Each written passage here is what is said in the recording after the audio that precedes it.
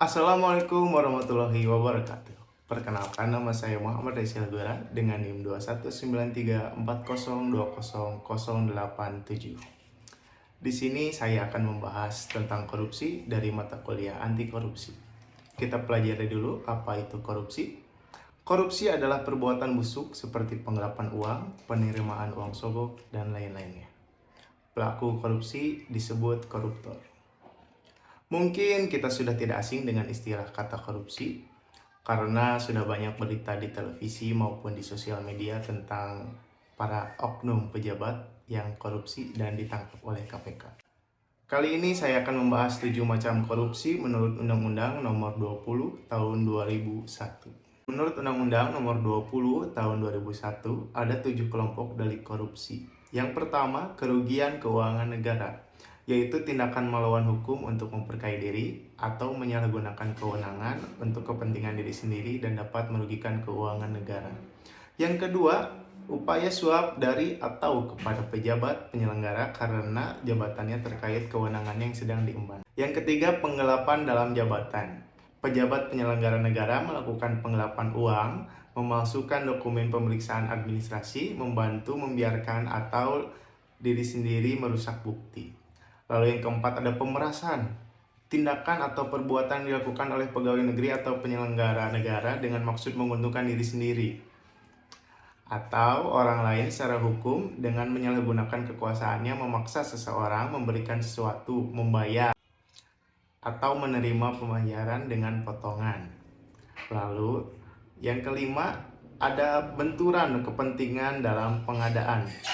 Pejabat penyelenggara negara dengan sengaja, baik langsung atau tidak langsung, turut serta dalam pengadaan barang yang diurusnya dalam instansi atau perusahaan. Yang keenam ada perbuatan curang.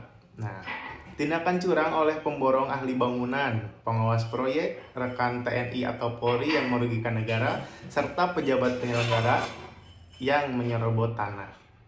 Terakhir ada gratifikasi. Ya, pada umumnya gratifikasi adalah pemberian biasa dari seseorang kepada seorang pegawai negeri atau penyelenggara negara. Ya, mirip-mirip cari muka gitu, menjilat, seperti itulah. Lalu apa saja faktor terjadinya korupsi?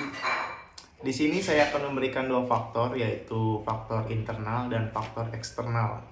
Yang pertama dari faktor internal, yaitu aspek perilaku individu. Di antaranya ada sifat tamak atau rakus manusia, yang namanya manusia ya, selalu pengen punya lebih gitu, kelihatan wah di depan orang-orang. Lalu selanjutnya ada moral yang kurang kuat, mungkin sejak dininya atau lingkungannya tidak dipupuk dengan moral yang baik sehingga dapat melakukan korupsi seperti itu. Dan yang terakhir ada gaya hidup yang konsumtif. Wah, gaya hidupnya bermewah-mewahan. Lihat ada yang ini panas gitu, jadi panasan orangnya. Lalu aspek sosial perilaku korup dapat terjadi karena dorongan keluarga. Nah, bisa jadi karena permintaan keluarga, ayolah ambillah bisa gitu. Jadi ataupun gengsi gitu, penyebabnya bisa seperti itu. Lalu yang kedua ada faktor penyebab eksternal. Yang pertama ada faktor politik. Politik merupakan salah satu penyebab terjadinya korupsi. Hal ini dapat dilihat ketika terjadi instabilitas politik, kepentingan politis para pemegang kekuasaan. Jadi disuruh contoh, misalkan di negara Zimbabwe gitu, ketua politiknya, ketua parpolnya nyuruh anak yang udah jadi pejabat itu korupsi untuk dikonsumsi buat partai politik tersebut. Ini di negara lain ya, bukan di Indonesia. Indonesia mah terbaik. Lalu ada faktor hukum. Faktor hukum, aspek undang-undangan. Di sisi lain lemahnya penegakan hukum atau penegakan hukum. Jadi misalkan aparat-aparat kita bisa disogok, atau di saat sidang hakimnya bisa disogok gitu, untuk ya membeli kekuasaan itu. Lalu di sini dampak korupsi itu seperti apa? Ada beberapa dampak yang akan terjadi jika korupsi ini terus terjadi. Yang pertama ada dampak ekonomi. Dampak ekonomi diantaranya lesunya pertumbuhan ekonomi dan investasi. Dua, kepenurunan produktivitas, rendahnya kualitas barang dan jasa bagi publik, menurunnya pendapatan negara dari sektor pajak, meningkatnya hutang negara. Itu sudah pasti berdampak kepada ekonomi. Karena uang-uang itu diambil untuk kepentingan diri sendiri, uang pajak, kebanyakan uang pajak yang dipotong oleh pemerintah, dan juga ada uang bantuan yang kebanyakan disunat oleh para pejabat-pejabat daerah. Jadi ya ke bawahnya keterima dikit, kebanyakan disunatnya, seperti yang halnya kemarin ya stunting dari Bapak Jokowi, anggarannya ditetapkan sekian, rakyatnya menerima cuma sekian begitu. Lalu di sini ada dampak sosial dan kemiskinan masyarakat. Di antaranya mahalnya harga jasa dan pelayanan publik. Lalu pengentasan kemiskinan berjalan lambat. Wah, sudah pasti akan terhambat sekali. Terbatasnya akses bagi masyarakat miskin, meningkatnya angka kriminalitas, solidaritas sosial semakin langka, dan demoralisasi.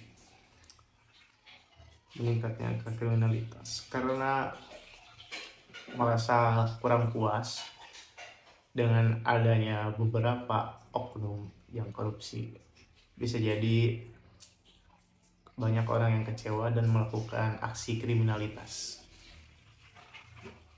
karena ya mungkin mereka merasa sakit hati dengan apa yang telah dilakukan oleh para wakil rakyatnya.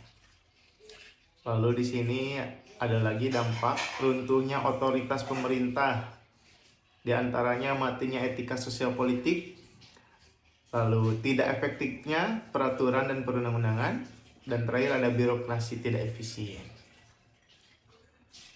Selanjutnya dampak terhadap politik dan demokrasi. Yang pertama munculnya kepemimpinan korup. Wah, bahaya sekali ini kepemimpinan korup. Hilangnya kepercayaan publik pada demokrasi, lalu menguatnya plutokrasi, dan terakhir hancurnya kedaulatan rakyat. Kalau hal ini dilakukan terus-menerus, maka akan muncul pertanyaan besar di benak kita. Siapakah sebenarnya penyelenggara negara ini? Pemerintah atau sekelompok orang yang menikmati keuntungan material yang dikucurkan oleh negara ini? Di mana letak kedaulatan rakyat? Dan yang terakhir akan berdampak pada kerusakan lingkungan. Menurunnya kualitas lingkungan, kerusakan lingkungan hidup ini dipicu oleh berbagai sebab seperti kehilangan kepentingan ekonomi, di mana hasil hutan yang ada dieksploitasi besar-besaran untuk mendapatkan keuntungan.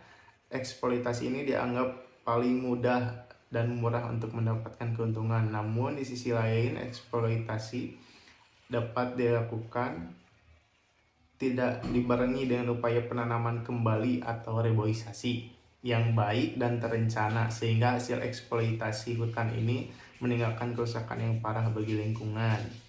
Lalu menurunnya kualitas hidup. Lingkungan hidup yang telah rusak bukan saja akan menurunkan kualitas lingkungan itu sendiri, namun jauh lebih berdampak menurunnya kualitas hidup manusia yang ada di dalamnya serta kualitas hidup global. Jadi apapun alasannya, korupsi itu perbuatannya betul. Seperti apa yang saya jelaskan tadi di awal, perbuatan yang sangat buruk, busuk, karena dapat merugikan banyak orang. Baiknya saya dan rekan-rekan yang lain mempelajari mata kuliah anti korupsi ini agar menjadi bekal untuk kedepannya bisa memperkecil ataupun menghilangkan korupsi yang ada di Indonesia ini, supaya Indonesia lebih maju dan kita selaku generasi bangsa bisa memberantas kemiskinan yang ada di Indonesia ini. Terima kasih, sekian. Assalamualaikum warahmatullahi wabarakatuh.